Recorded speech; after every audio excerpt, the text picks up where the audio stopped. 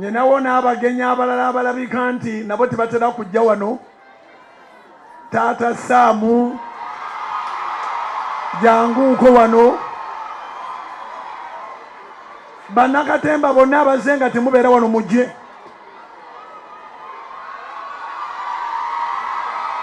Kubira Mukama engalo ez'amaanyi. Ndyokanga n'ensoma. Mukimanyi nti mwe mumpeeredde.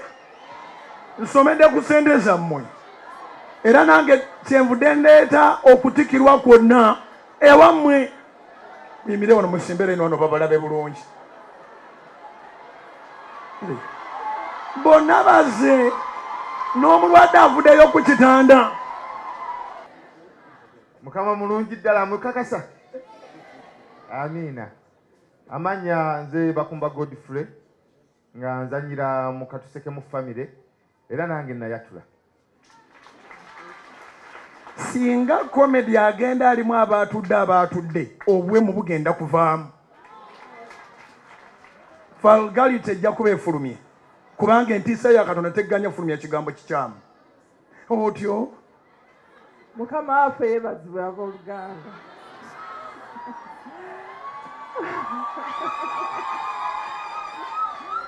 Amannya gange bampita Nakitto Lydia. Wenjogerako ono mba njagala oba kufukamira. Fukamira tewali buzibu. Nga yenze Maama Saamu. Sanyuse nnyo okubalaba Pastor Bugembe. Naye nga mukayanira nnyo enkoko. Pastor era ndyose n'enzija. Otusabire onsabireko kubanga omuntu alya nnyo.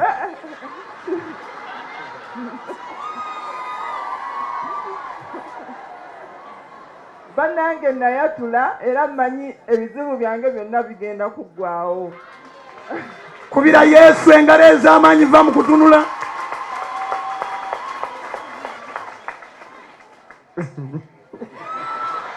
Kirina ensonyi. Okama yeebazibwe abooluganda. Nze bampita Robert Sande Muwonge. Abalala basinga kumpita Taata Saamu. Abalala bampita Gadimba. Naye nga ndi musanyufu nnyo okubeera wano.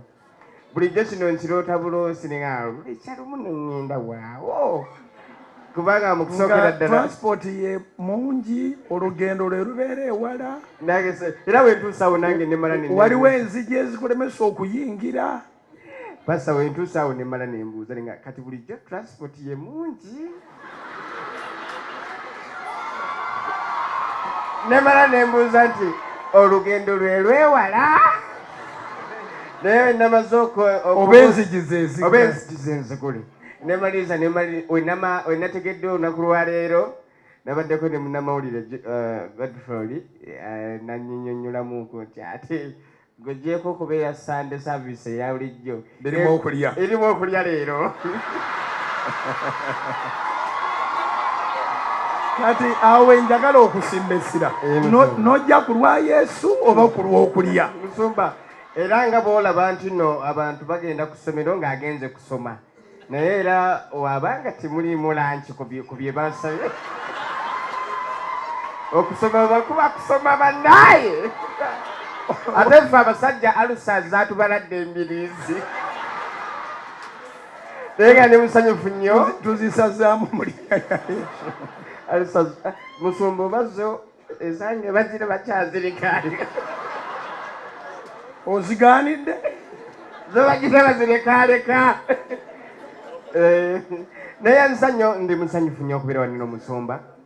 Omulundi gwe nasooka okukulabako abantu ne batuwandiikako nti wampadde ssente era twali tugenda bulungi eyo 2017 twali ku mbaga ya muganda wange Ssennyonga oyo twaweerezanga naye ewa Musumba Tom Sembera naye ate yandikayo n'ataŋŋamba nti ebirungi biri eno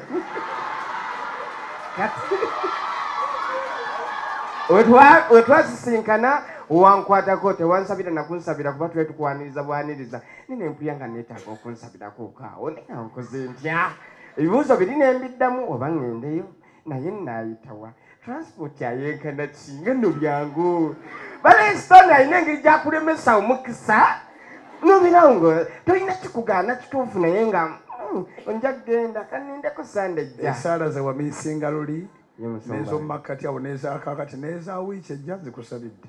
Amina. Naye nsannyo ndi musanyufu okubeera wano Musumba. Twawangudde awaadi kati we twagiwangudde olunaku lwajjo eno yendala n'eri ndala naye ŋŋamba tuzitwale kati eno defending champion yeno myaka 2 myaka 2 nga ffe tuzidiŋŋana ffe tuziwangula at comedian of the year. Ekyo ndowooza komedi wange nga sigenza mu byakwewaana komedi wange tekyetaaga na kumanya oba nayatula oba saayatula kubanga kyamazima nayatula n'ebyenkola byeyogerera. Abasajja tebaswala ffe olw'okubanga tuliko Katonda tulina Yesu ate tulina abantu abatukkiririzaamu. Waliwo ebigambo byetukyawoga akyokedde atya ng'otya n'omuleeta mu shoyo ogamba we naaleeta abantu bange Musumba Bugingo ng'ali wali omwana akubewa ekigambo kino kati ntugamba katuzireete we tuzireeta tumanyi zigenda kukubisaamu endala tutwale n'ez'e Bulaaya. Ekirabo ky'omuntu kimuseguliza era kimutuusa mu maaso g'abakulu. Abantu bakaaba nga bagamba tewali mirimu, gavumenti tegabye mirimu. Nabagamba nti Katonda ng'akyatonda abantu abazaalibwa n'emikono abatonda n'ebyokukola. Nze ndikkiriza nti emirimu giweddewo nga bazaala abantu nga tekuli mikono. Akaana ko ke wazadde bw'oba okalabako emikono Katonda yakategekera ekyokukola kyava akawa emikono.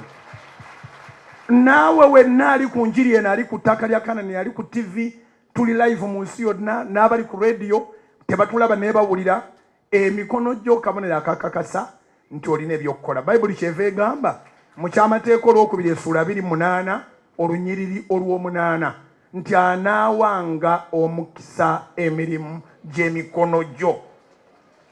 Gwe kyolaba okukola kikole nga tekirimu setaani, goba setaani mu mirimu gyo, Katonda akuyiira omukisa. Okola baseka, okola bagaya, enkya nga baagala connections, baagala kuba connectinga ku gwe, baagala obere mukwano gwabwe, batambula bakwenyumirizaamu. Egundi mumanya taata Saamu mumanyi naye ng'ekituufu watandikanga gani laba nnono essente zigenda musuula eddalu. Naye Bayibuli eyogera mu ngero 22 onyirwa 29 nti olaba omuntu anyiikira mu mulimu gwe alituula ne bakabaka so talituula n'abakopi. Engero 22 onyirwa 29 luga nti olaba omuntu anyiikirira mu mulimu gwe alituula ne bakabaka so talituula n'abakopi. Talibeera n'abantu abatategeerekeka. N'olwekyo ky'oba okola nyiikira, saba Katonda ekirabo kyongeremu. Abantu balina stress naye ate tebaagala kulokoka. Kati nga tebanalokoka baagalayo abasesa balowooze nti biwedde naye nga bikyaliwo paka libajja eri Yesu. Ngenda okubasesa.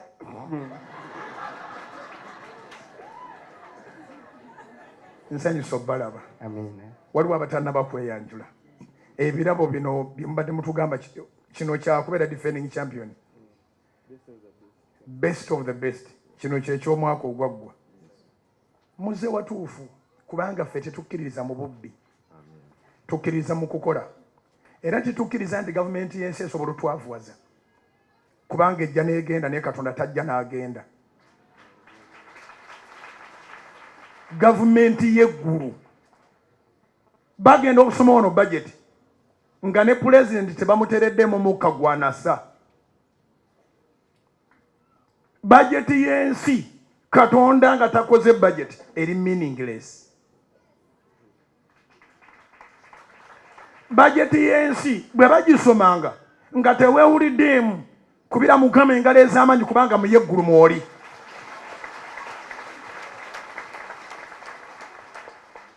Era nze baba basoma wano nga mpulira ebintu babyongeza, bino babyongeddemu, biri babyongeddemu nga ngamba Mukama weebale. Tebasobola kwongeza bintu nga tannaba kunnyongera mpeera.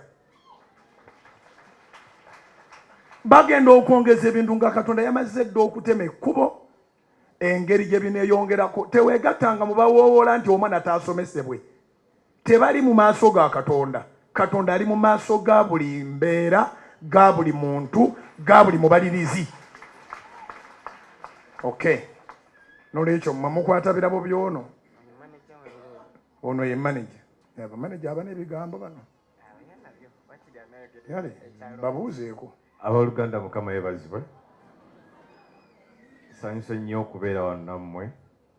Amannya gange nze Lubega Herbert, naye nga abasinga obungi bamanyi nga promoter spender, nga managinga Tata Sam ne Katusekemu family yonna. Bannange mwebale tuwagira, mwebale kwagala Tata Sam, mwebale kwagala pastor waffe Bujingo, pastor nankubadde tubale tuzze eno n'enjiri yonna gye tubeera, enjiri tugiwulira. Pastor Bujingo ng'abeera n'ebizibu bingi, tebabavuma eyo. Pastor nankubadde ebizibu bibeerawo naye teri buli kijja Mukama aba alina ansa yakyo. Kubira Mukama engalo ez'amaanyi. Tewali kye weetaaga kwongerako awo. Pastor naye akasembayo katono nnyo. Tonsaba ssente. Si ssente pastor. Leero nfuna bufunyi. Just mbayita buyisi mu gw'omulala ng'ennaku z'omwezi 23 kutujuze Theatre La Bonita. Tata Sam agenda kubatunka ne Gadimba. Omuli w'enkoko ng'atunka ne student. Mujje mwenna mubeereyo, mwebali nnyo, mwebalidda. Kati nga bw'osipendinga nga teweeguya. Owa finance yatuddewa Katonda wange. Kyaki tegenda kusolooza, kyaki bwereere. Naye oli ku TV zonna, oli ku radio zonna. Bajja gattagatta mu babaweereza invoice. Abooluganda Mukama yeebazibwe. Amannya agange bampita Sebale Alex Morgan, aka Movikijja, mu Katusekemu family. Nkolanga personal assistant. Ekigambo kimale abavubuka mukutula ebigambo mu mutu wa Bible ez'ebitundu. Gamba nti Katusekemu family si Kasekemu. Nga mu Katusekemu family. Nkolanga personal assistant wa Tata Sam.